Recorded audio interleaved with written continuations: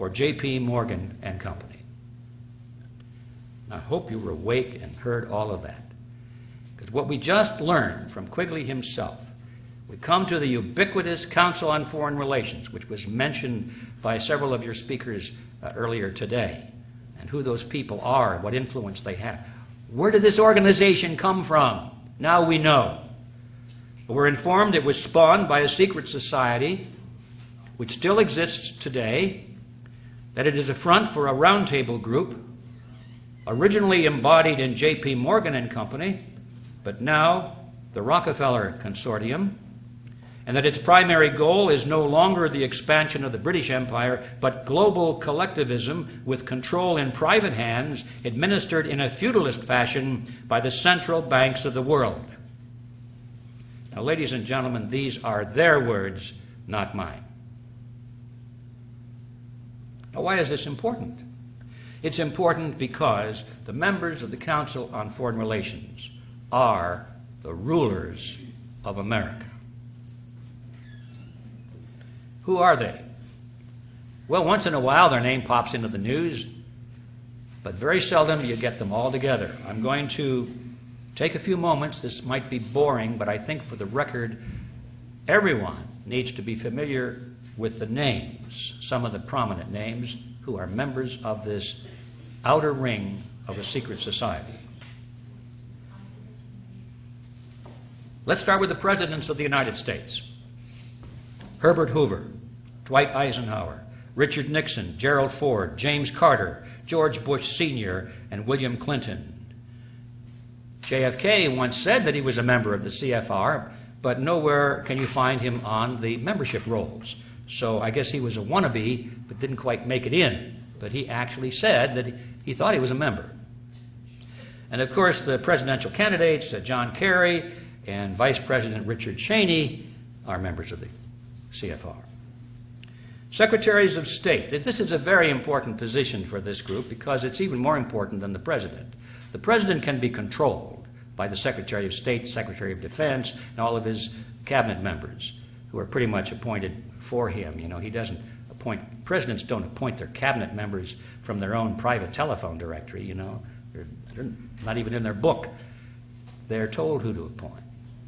Anyway, here are the Secretaries of State, perhaps the most important position in the United States government as far as the CFR is concerned.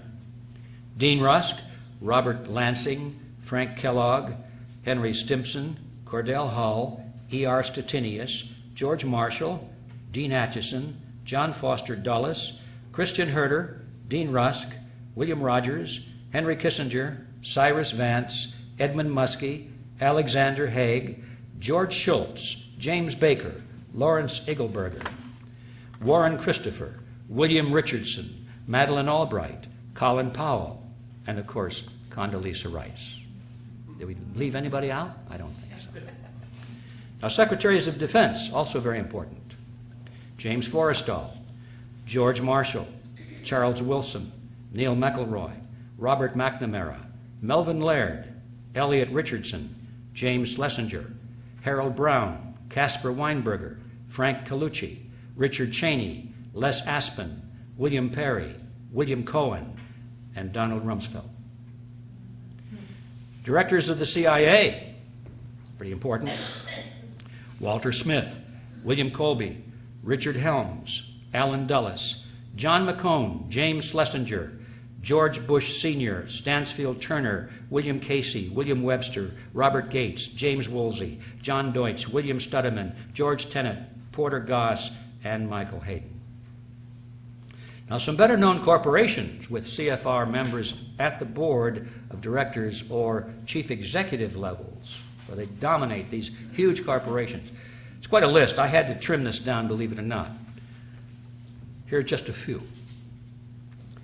Atlantic Richfield Oil Company, AT&T, Avon Products, Bechtel Construction Group, Boeing Company, Bristol Myers Squibb, Chevron, Coca-Cola and Pepsi-Cola, Consolidated Edison of New York, Exxon, Dow Chemical, DuPont Chemical, Eastman Kodak, Enron, Estee Lauder, Ford Motor, General Electric, General Foods, Hewlett-Packard, Hughes Aircraft, IBM, International Paper, Johnson & Johnson, Levi Strauss & Company, Lockheed Aerospace, Lucent Technologies, Mobil Oil, Monsanto, Northrop, Pacific Gas and Electric, Phillips Petroleum, Procter & Gamble, Quaker Oats, SBC Yahoo, Shell Oil, SmithKline Beecham Pharmaceuticals, Sprint Corporation, Texaco, Santa Fe Southern Pacific Railroad, Teledyne, TRW, Southern California Edison, Unicol, United Technologies, Verizon Communications, Warner Lambert, Weyerhaeuser, and Xerox, to mention just a few. Now, in the media, also very important in controlling the thinking processes of the American people.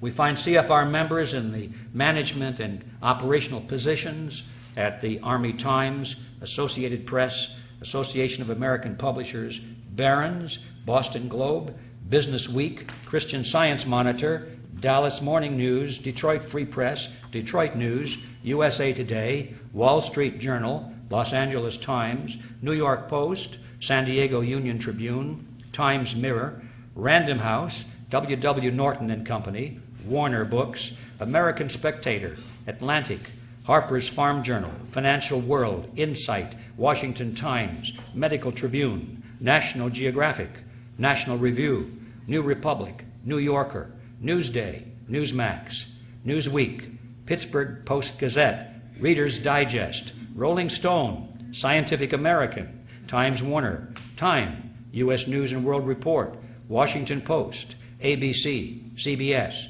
CNN, NBC, PBS, RCA, the Walt Disney Company, and of course, Rupert Murdoch. Media personalities, the talking heads, include David Brinkley, Tom Brokaw, William Buckley, Peter Jennings, Bill Moyers, Dan Rather, Diane Sawyer, Barbara Walters, Katie Couric, and Andrea Mitchell, was the wife of Alan Greenspan, former chairman of the Federal Reserve System. Of course, Alan is a member of the Council on Foreign Relations. Labor unions and with CFR members in key positions include AFL-CIO, United Steelworkers of America, United Auto Workers, American Federation of Teachers, Bricklayers and Allied Craft, Communication Workers of America, Union of Needle Trades, and Amalgamated Clothing and Textile Workers. All the big ones. In the tax-exempt foundations and think tanks, the number of CFR members in controlling positions is 443. Some of the better-known names are the Sloan and Kettering Foundation, Aspen Institute, Atlantic Council, Bilderberg Group, Brookings Institute, Carnegie Endowment for International Peace, Carnegie Foundation, Ford Foundation, Guggenheim Foundation, Hudson Institute, John and Catherine MacArthur Foundation, Mellon Foundation, Rand Corporation, Rhodes Scholarship Selection Commission, Rockefeller Foundation, and Rockefeller Brothers Fund, the Trilateral Commission, and the UN Association. In the universities, the number of CFR members who are or have been professors, department chairmen, presidents, or board members is 563. My last count. Could be different today, probably more.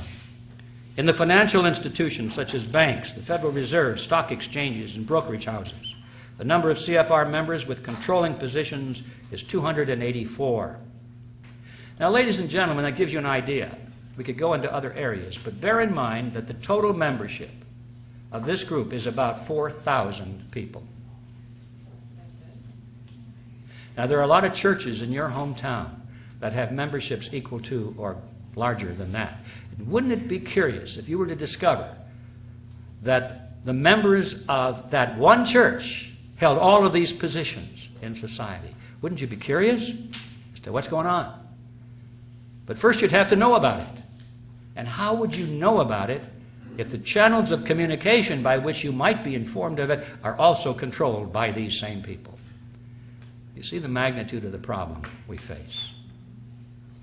I'd like to emphasize that the CFR is not the inner core of a secret society, but it's at least 2 rings out. Now, what does that mean? That means that most of those people in the CFR are not aware of the history I'm giving you today. They have no inkling of it. Probably if they did know it, they'd be impressed. they wouldn't be shocked because, boy, we're on the inside of a very powerful group. Most of these people, I think, look at this as sort of a high-powered ultimate employment agency. They know that if they're invited into this group, and you have to be invited, that they've got it made. Once your name is on that list, you never have to worry about a job again, because the New World Order people are constantly looking for reliable servants to their cause. And these people have been selected not because they're evil people at all, or because they've got the grand vision of global government, although some of them do, but most of them just go along with the idea. They're open to it. They like it. And so they're dependable.